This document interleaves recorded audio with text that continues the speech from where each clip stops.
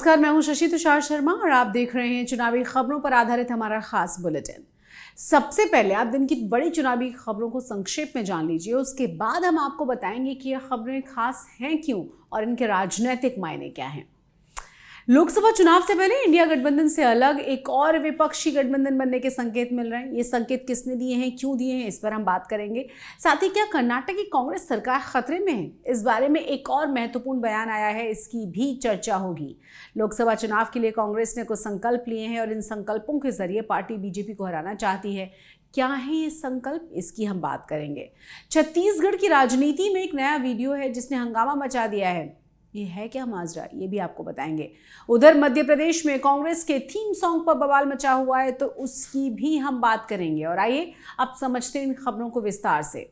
लोकसभा चुनाव 2024 से पहले सियासी पारा गर्म हो चुका है। इंडिया गठबंधन के बाद अब तीसरे मोर्चे की सुगबुगाहट तेज हो गई है और ये संकेत दिए हैं ओवैसी ने। आपको बता दें कि हैदराबाद से सांसद हैं असदुद्दीन ओवैसी और उन्होंने कहा यह है कि तेलंगाना के मुख्यमंत्री के चंद्रशेखर राव से उन दलों के साथ मिलकर तीसरा मोर्चा बनाने के लिए कहा है जो विपक्षी गठबंधन इंडिया का हिस्सा नहीं है। दरअसल विपक्षी दलों की महागठबंधन इंडिया में ओवैसी की पार्टी शामिल नहीं है, या ये भी कह सकते हैं कि उन्हें इस बाबत प्रस्ताव ही नहीं दिया गया है। ओवैसी इस बात से नाराज हैं और अब तीसरा मोर्चा बनाने की कोशिश में हैं। सुनाते हैं आपको ओवैसी ने कहा क्या है। I definitely feel there is a scope for third front because leader like Mayawati is not there, KCR is not there. There are many political parties who have reasonable presence in their constituency. They are not part of this INDIA or NDA. So I hope that KCR would take a lead, and you will see. और उधर Samajwadi party के वरिष्ठ सांसद शफीकुर रहमान ओवैसी और मायावती को India गठबंधन में लाना चाहते हैं। उन्होंने कहा है कि अगर ओवैसी और मायावती जैसा तीसरा मोर्चा बनाते हैं तो इससे इंडिया गठबंधन को नुकसान होगा। अभी बीजेपी इंडिया गठबंधन से डरी हुई है, इसीलिए पूरे विपक्ष को एकजुट होना चाहिए। हालांकि इसमें कोई शक नहीं है कि बीजेपी को हराने के लिए कई विपक्षी दल एक साथ आए हैं, लेकिन जो छोटे दल हैं, जो क्षेत्रीय दल हैं, उनकी अपनी मजबूरियां भी हैं और लालच भी। ऐसे में सभी दलों का एक साथ आना इतना आसान नहीं होगा। ओवैसी ने तीसरे मोर्चे के गठन की बात तो कह दी है, लेकिन ऐसा कोई भी मोर्चा बना तो एक दो राज्यों के अलावा उसका कहीं और आधार नहीं हो सकता। निश्चित रूप से ऐसे किसी भी मोर्चे से बीजेपी को फायदा जरूर होगा। चलिए बात कर्नाटक की कर लेते हैं। कर्नाटक में कांग्रेस की सरकार में क्या सब सही चल रहा है? ये सवाल इसलिए क्योंकि दावा ये किया जा रहा है कि सिद्धरमैया सरकार जनवरी के बाद नहीं चलेगी, और ये दावा किया है बीजेपी विधायक बासनगौड़ा आर पाटिल ने। बासनगौड़ा ने कहा है कि 45 लोग उनकी पार्टी के संपर्क में हैं। उन्होंने ये भी कहा है कि जब हम सीएम बनने वाले हैं तो नेता विपक्ष की नियुक्ति ही क्यों करें। बासनगौड़ा आर पाटिल ने कहा यह है कि कांग्रेस सरकार ने बीके हरिप्रसाद की वरिष्ठता को अहमियत नहीं दी, जिससे कि वो बड़े दुखी हैं। बीके हरिप्रसाद ने सिद्धरमैया के बारे में क्या कहा, ये उनका आंतरिक मामला है, लेकिन ये सारे घटनाक्रम बता रहे हैं कि जनवरी के बाद ये सरकार नहीं चलने वाली है। चलिए सुनाते हैं आपको कि बासनगौड़ा ने कहा क्या है। ಅದನ್ನು ಹೇಳ್ಯಾರಲ್ಲ ಸಿದ್ದರಾಮಯ್ಯನವ್ರ ಬಗ್ಗೆ, ಅದು ಅವ್ರ ನೋವನ್ನು ತೋರಿಸ್ಕೊಳ್ತಾರೆ। ಆದರೆ ಇದು ಏನು ತೋರಿಸ್ಲಾಕತ್ತಂದ್ರೆ ಜನವರಿ ನಂತರ। तो गौरतलब है कि कांग्रेस के वरिष्ठ नेता बीके हरिप्रसाद को सिद्धरमैया सरकार की कैबिनेट में जगह नहीं मिली है, जिससे कि बीके हरिप्रसाद नाराज बताए जा रहे हैं। अब उन्होंने प्रदेश व्यापी दौरा शुरू कर दिया है, जिससे कि ओबीसी समुदाय के साथ वो बैठकें कर रहे हैं और रैलियां भी निकाल रहे हैं। बैठकों के दौरान हरिप्रसाद सीएम सिद्धरमैया के खिलाफ खुलकर बयानबाजी भी कर रहे हैं। वहीं कर्नाटक कांग्रेस में 3 डेप्यूटी सीएम और बनाने की मांग उठाई जा रही है। लोकसभा चुनावों को देखते हुए ये मांग की जा रही है। सीएम पद को लेकर भी सिद्धरमैया और डीके शिव कुमार के बीच खींचतान देखने को मिल ही रही थी। हालांकि बाद में DK Shivakumar deputy CM बनने के लिए तैयार हो गए थे। जाहिर है अब तीनों डेप्यूटी सीएम बनाने की मांग कहीं ना कहीं डीके शिव कुमार की परेशानी को बढ़ा सकती है। लोकसभा चुनाव के लिए कांग्रेस ने पूरी तरह से कमर कस ली है। हैदराबाद में हुई कांग्रेस वर्किंग कमेटी की बैठक में पार्टी ने खुद को फिर से खड़ा करने के लिए मंथन किया है। इस दौरान लोकसभा चुनाव 2024 के साथ साथ इस साल के अंत में 5 राज्यों में होने वाले विधानसभा चुनावों को लेकर भी रणनीति बनाई गई। बैठक में पार्टी ने संकल्प लिया है कि वह होते जनाधार को हासिल करेंगे। कांग्रेस ने जो संकल्प लिए हैं उससे जुड़ी एक लिस्ट भी मीडिया के सामने जारी कर दी है, जिसमें सबसे अहम है सत्ता में बैठी मोदी सरकार को घेरने के बारे में प्लान। पार्टी ने 5 संकल्पों की बात कही है। तो पार्टी ने पहला संकल्प लिया है कि वो मोदी सरकार की गलत नीतियों का लगातार विरोध करते रहेंगे। कार्यकर्ताओं से भी इसकी अपील की गई है। कांग्रेस महिला वोटर्स को भी ध्यान में रखना है। ऐसे में पार्टी ने महिला आरक्षण विधेयक को जोर शोर से उठाने का संकल्प लिया है और कहा है कि संसद के विशेष सत्र के दौरान ये विधेयक पारित कराए जाएं। पार्टी ने अपने संकल्प में SC, ST और OBC के लिए आरक्षण की मौजूदा ऊपरी सीमा को बढ़ाने की भी मांग करने की बात कही है। कांग्रेस ने इस बैठक में देश की विभाजनकारी राजनीति से दूर रहने का भी आह्वान किया है। कांग्रेस ने इस दौरान विभाजनकारी राजनीति से मुक्त करने के लिए इंडिया पहल को वैचारिक और चुनावी सफल बनाने का भी संकल्प दोहराया है और इसी की नियुक्ति विधेयक के विरोध में संकल्प लिया है और कहा है कि अगर स्वतंत्र और निष्पक्ष चुनाव कराने के लिए चुनाव आयोग की स्वतंत्रता से समझौता होता है तो ये सही नहीं होगा। देशव्यापी विरोध इसका किया जाएगा। चलिए आपको सुना देते कि राहुल गांधी ने और क्या कहा है। घर के कंस्ट्रक्शन के लिए 5 लाख रुपए उन परिवारों को जिनके पास घर नहीं है, हर महीने महिलाओं के लिए 2,500 रुपए। नरेंद्र मोदी जी ने 1,000 रुपए का सिलेंडर दिया, हम आपको 500 रुपए का सिलेंडर देने जा रहे हैं। कांग्रेस पार्टी की सरकार आएगी तो तेलंगाना की महिलाएं मुफ्त में बस में घूमेंगी। गृह ज्योति 200 यूनिट मुफ्त बिजली।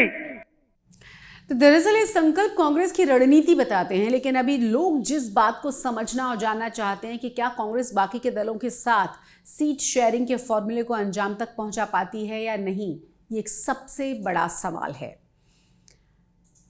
छत्तीसगढ़ की राजनीति में इन दिनों एक वीडियो ने हंगामा मचाया हुआ है और आपको बता दें कि राज्य बीजेपी ने इस वीडियो को इंटरनेट पर प्रसारित भी कर दिया है, जिसमें चंद्रपुर के कांग्रेस के विधायक हैं रामकुमार यादव, जो नोटों के बंडल के साथ दिखाई दे रहे हैं।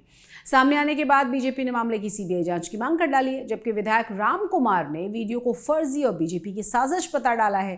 दरअसल बीजेपी का आरोप यह है कि विधायक रामकुमार यादव अपने आप को गरीब और बेचारे के रूप में हमेशा पेश करते रहे हैं। वो प्रधानमंत्री आवास योजना में मकान में भी रहते हैं, लेकिन उनके पास ऐसे नोटों के बंडल गड़बड़ी का इशारा करते हैं। इसी बीच मुख्यमंत्री भूपेश बघेल ने कहा है कि क्या किसी ने आरोप लगाया है कि किसी ने पैसा दिया है या कोई ले रहा है, ये बीजेपी की साजिश है। अब आपको सुनवाते हैं कि जो विधायक हैं रामकुमार यादव, उन्होंने अपनी सफाई में क्या कहा है। ना पैसे की तरफ कोई मेरा कोई ध्यान है, मैं खाली बैठा हूँ, मुझे बताया जा रहा है।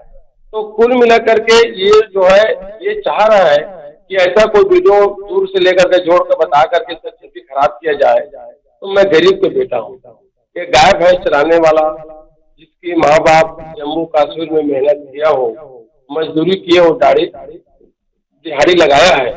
मैं स्वयं जिस गांव में रहता हूँ वहाँ भी मैं खुद गाय भैंस चराया हूँ, दूसरे के खेत में काम किया हूँ। और वैसे गरीब का बेटा, गरीब के कोख से जन्मने वाला बेटा अगर राजनीतिक में विधायक विधानसभा के अंदर चला जाता है तो ये जो सामंतवादी है, जो बड़े लोग हैं, जो आज भी लोकतंत्र में वो लोग जो 1947 के पहले अपने आप को जो समझते हैं, ऐसे लोगों के पेट में दर्द होता है। छत्तीसगढ़ में चुनाव नजदीक हैं और अब इस तरह के वीडियो सामने आएंगे ही, ये भी कहा जा रहा है। छत्तीसगढ़ में चुनाव बहुत नजदीक हैं और अब इस तरह के वीडियो सामने आएंगे ही और आरोप प्रत्यारोप का दौर चलेगा। जाहिर है जनता को सजग रहने की जरूरत है ताकि वो किसी फेक वीडियो के जाल में फंसकर अपना मन ना बदल ले। वैसे इस वीडियो का सच सामने आना चाहिए। उधर मध्य प्रदेश की राजनीति में एक थीम सॉन्ग ने हंगामा किया हुआ है। चुनावी साल कांग्रेस जन आक्रोश यात्रा निकाल रही है, लेकिन कांग्रेस के जन आक्रोश यात्रा की थीम सॉन्ग में विवाद बहुत ज्यादा हुआ है। थीम सॉन्ग को लेकर बीजेपी ने जमकर हल्ला बोला है। बीजेपी ने ट्वीट करके कांग्रेस पर पाकिस्तान के प्रेम और थीम सॉन्ग चुराने का आरोप भी लगा डाला है। पहले आप कांग्रेस का ये थीम सॉन्ग सुन लीजिए, इसका छोटा सा हिस्सा सुन लीजिए और फिर हम आपको बताएंगे आगे की स्टोरी।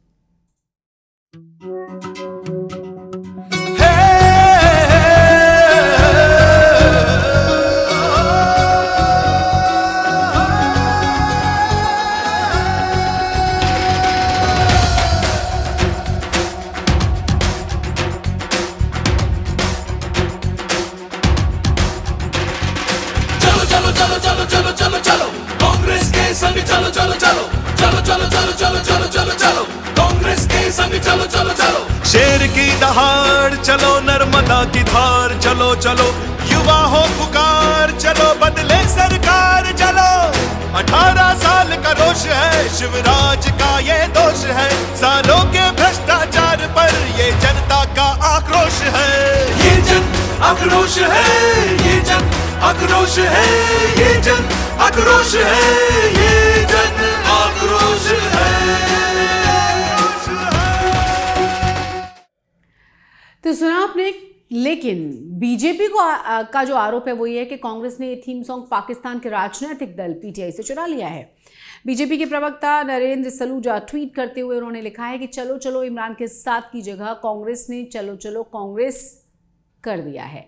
अब इमरान की पीटीआई का थीम सॉन्ग जरा सुन लीजिए। चलो चलो इमरान के साथ, चलो चलो इमरान के साथ, चलो चलो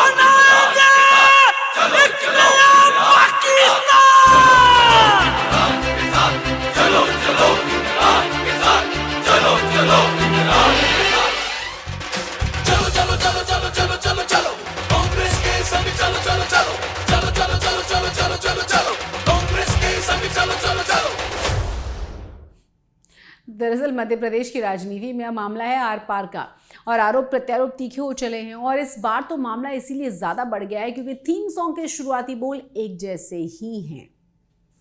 इसके अलावा हम बात करेंगे राजस्थान की, क्योंकि जनता दल सेक्युलर की राज्य इकाई ने पार्टी के कर्नाटक में बीजेपी के साथ मिलकर लोकसभा का चुनाव लड़ने और लोकसभा की सीटों के बंटवारे को लेकर किए जा रहे फैसले के खिलाफ कर दिया है विरोध करना शुरू। सीधे अगर कह लें तो राज्य इकाई ने केंद्रीय इकाई का साथ छोड़ने का ऐलान कर दिया है।